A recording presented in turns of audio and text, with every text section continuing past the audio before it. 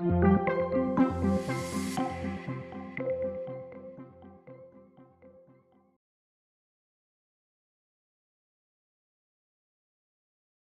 right, we're back. It must mean it's time for more AP Physics 2 training from National Math and Science Initiative. All right, this time we're going to go over geometric optics. This session is the overview, and then we're going to have 2 lab-based sessions. My name is John Frensley, for those of you who are coming into this module after the other 3, not having seen the other 3. I teach at Prosper High School in Prosper, Texas, and I want to extend an invitation to everyone viewing this video. You and your students are invited to like my Facebook page, Frensley Physics on Facebook, and I post example questions every day and solutions on Saturday to a whole week's worth of questions. So, good for you and your kids, I hope. All right, what's the focus of geometric optics? The key is we're going to look at the behavior of light when we model light as a ray. What does that mean? That means we're going to look at how light rays can form images. What about the law of reflection and the Snell's law of refraction? How about when Snell's law breaks down and we go to total internal reflection? That's a typo. It says total internal refraction. Should be total internal reflection. Curved mirrors and lenses, and how we draw ray diagrams. That's what we want to focus on during geometric optics. Okay, how much does appear on the exam? 12%.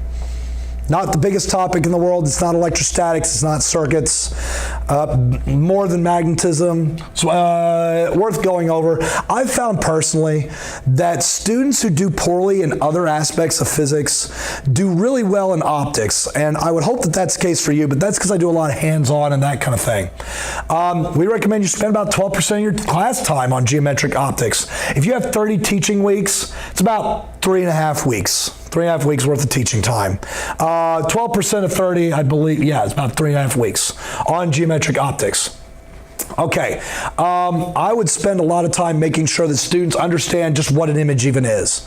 What is an image? So if you're doing optics purely on paper and not showing them any actual images or showing them any magnifying glass and curved mirrors, I'd encourage you to repent of that behavior. Help your students understand what an image is. Let's look at the following situation. I want you to imagine a light bulb in front of a mirror. A light bulb in front of the mirror. Light bulb's going to send light rays in all directions. Really, there's an infinite number of light rays emerging out of every one of the infinite number of points on this light bulb. I'm only going to draw a few. Okay, here are the ones that I drew here. I drew these light rays, all of which happen to hit the mirror. There are other light rays that don't hit the mirror, but these light rays, they hit the mirror. Now, what are they going to do? They're all going to reflect according to the law of reflection. This angle equals that angle. This angle equals that angle. This angle equals that angle, and so forth. Each ray is going to leave the mirror at the same angle that it came in at, just going up and right instead of up and left. I meant to say up and left instead of up and right, or down and left instead of down and right, same angle though. Now, I want you to imagine that my eyes are looking into the mirror, not at the light bulb, but into the mirror. So I'm going to put my eyes here, and my eyes see these rays leaving the mirror. That's what my eyes are seeing right now, are these rays leaving the mirror. Your eyes assume that light travels in straight line paths. Isn't that a funny assumption to make? Oh, because light does travel in straight line paths, unless you're talking about general relativity. So, light does travel in straight line paths, except when we reflect or refract. So my eyes think that each of these rays has been traveling in a straight line ever since it was created. In other words, as these rays reach my eye, I believe that these rays actually went in a straight line and came from over here. I believe that these rays all came on these dotted paths. My eyes don't know any better. My brain should know better. But as far as my eyes are concerned, this light energy was traveling a straight line path the whole time. That means each of these rays appears to be coming from over here. So when I look in the mirror, my eyes are fooled into thinking that the source of the light is over here, which is the image of a light bulb. I guess that's not showing up very well as the light bulb right there. I don't know if you can see it on the video. There's supposed to be a light bulb there.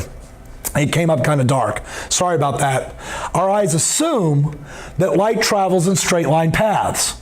Our eyes assume that light travels in straight line paths. So that means that all these reflected rays appear to come from over here.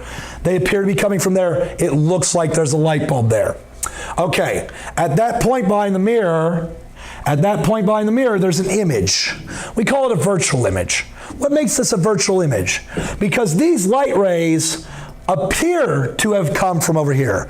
They appear to converge here, but these rays will never actually converge in real life. Rays that never ever converge make virtual images.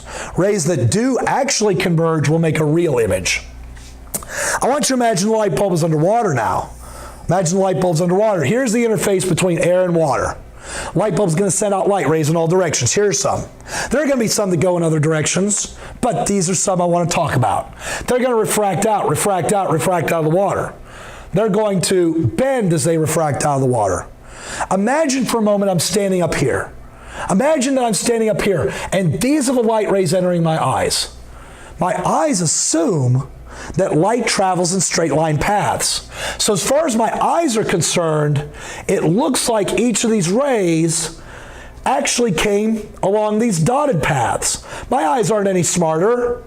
So if I'm up here, I look into the water, I won't see this light bulb. Instead, I'll see a light bulb right here at a shallower point. And I will believe, or at least my brain might be tricked into thinking that the light bulb is shallower than it is. When I was a little kid, I loved to pick up money out of the fountains at the mall. I loved to collect money because I loved DuckTales. I loved Uncle Scrooge. So I'd go, when I was a little kid, I'd go to the fountain. I could barely even see in the fountain because I was so short over the wall of the fountain. I saw the coins in there. I always reached for them because it looked like they were within reach. But they weren't. I was only seeing a virtual image. Remember, these light rays never actually converge. They appear to converge here, but they never will. Virtual image. So the coins look shallower than they actually were. And so I'd reach in the water and I couldn't reach them. So that's my story. Okay, so to any eyes in the air, those rays appear as though they come from this point, not from the true light bulb. That means that that light bulb, or that point where the rays appear to be coming from, that's a virtual image. Okay, images are either real or virtual. A real image is where light rays, having emerged from an object, actually converge again. How can light rays emanating from an object actually converge again? They had to be bent or reflected along paths so that they reconverge at a point. They have to be bent or reflected so that they, instead of diverging away from the object, they converge in real life again. So what we have is we have a real image, light rays emerge, and then they are going to go through a lens or mirror, and then they come back again. That's a real image. A virtual image is where rays that have been bent or reflected never converge again, not even after being bent or reflected. So the rays emerge from the object, and then they get bent, and they never converge again. But they look like they came from a certain place. That place where the light rays appear to come from, that's a virtual image. Help your students understand the difference between virtual and real images.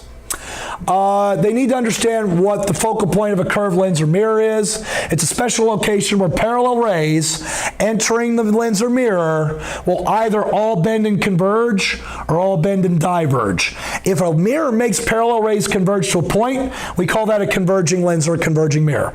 If a lens or mirror makes horizontal rays diverge, then that means that we call it a diverging lens or mirror. So let's look at these right here. Here's a converging mirror. Parallel rays hit the mirror and they all converge to a point. Because these rays are parallel, that converging point is the focal point. Here's a converging lens. I don't know if you can see the lens there. I think you can see the mirror right here, but I don't know if you can see the lens here in that in the video. Parallel rays enter the lens, and parallel rays will converge to a special point called the focal point. If the parallel rays entered the other side of the lens, they would converge to a focal point equal distance on the other side.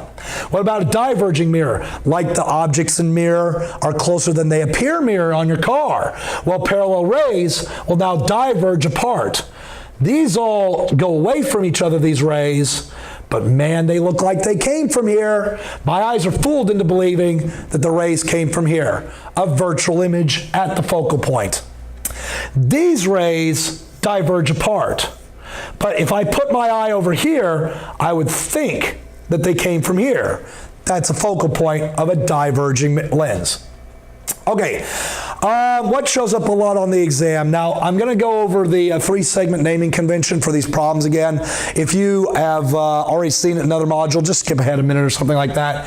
I serial number all of the questions in three segments. The first segment is which exam it came from. Was it a B exam, a P1, a P2 exam, a C Mechanics or CE Mag exam? You're only going to see P2 and Physics B here for optics.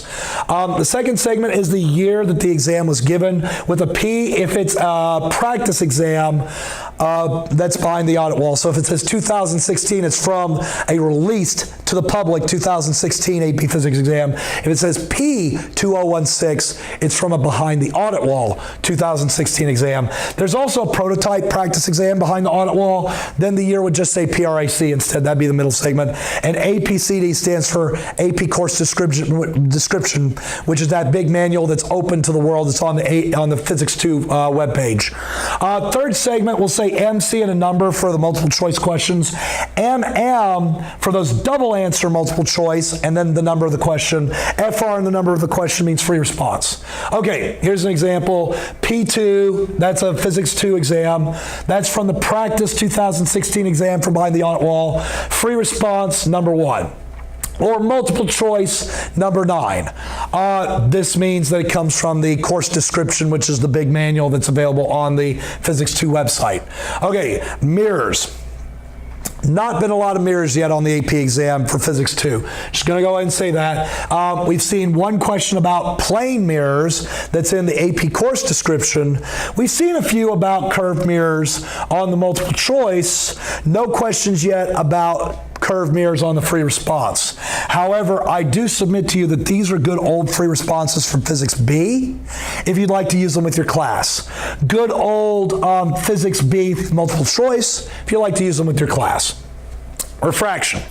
Man, that's a lot of refraction right there on the AP Physics exam, Physics 2. We've seen 2 old free responses about it. We've seen quite a few multiple choice about it in 3 released years. What I'm going to show you is these are old Physics B free responses and multiple choices. The ones that are marked with an exclamation point, I would make sure that you do them with your class. Either do them as a discussion in class, assign them for homework and go over it in class, assign it for a test and go over it in class, but you got to go over those exclamation points with your students. Why? Because I've seen problems that are very close to these, very closely aligned to these on the Physics 2 exam. You need to talk about them. That's Snell's law and total internal reflection. Lots of thin lenses. Lots of thin lenses here. The practice 2014 Physics B exam, that was the last year for Physics B, by the way. There's an AP exam behind the audit wall, but it's been redacted. It only, out of 70 multiple choice questions, only 20 of them were displayed, and it was only the 20 that aligned with Physics 1 and Physics 2. So this is one that the College Board has clearly and explicitly said this aligns with Physics 2. Let's see. Some problems dealing with thin lenses, free response from old AP Physics B exams that I looked through and I thought were valuable. This one gets 3 exclamation points. You have to do this with your kids. This one right here, you have to do it with your kids. It's very important because this aligns to several of these that I've seen. This very free response showed up on some of these multiple choices. Now, I believe Module C, or Part C of this module, is going to go over a lab related to this. So please stay tuned for that. That's a very important one that I would do. What's hands-on? Please give your kids actual lasers. You can buy them from the Dollar Tree for $1. Please give them actual materials that are refracting, glass, containers of water. Go to your biology teachers and ask them, do you have any aquariums just sitting around that you're not using? The answer might be yes. There's some districts where teachers get a new aquarium every 2 or 3 years. They just go into storage. Get an aquarium. Make your kids shine lasers into the aquarium and qualitative explore, refraction and things like that, reflection. Do some labs. A Snell's Law lab, Part B of this module. Finding focal length lab, Part C of this module. I think they're both very important. They got to calculate refraction angles using Snell's law. They got to calculate images and objects and things like that. They've got to draw ray diagrams. Make them draw ray diagrams. And then please do some extensions with them. For example, I do a class discussion with them about what makes you nearsighted and what makes you farsighted, the deformities in the human eye that cause nearsight and farsightedness.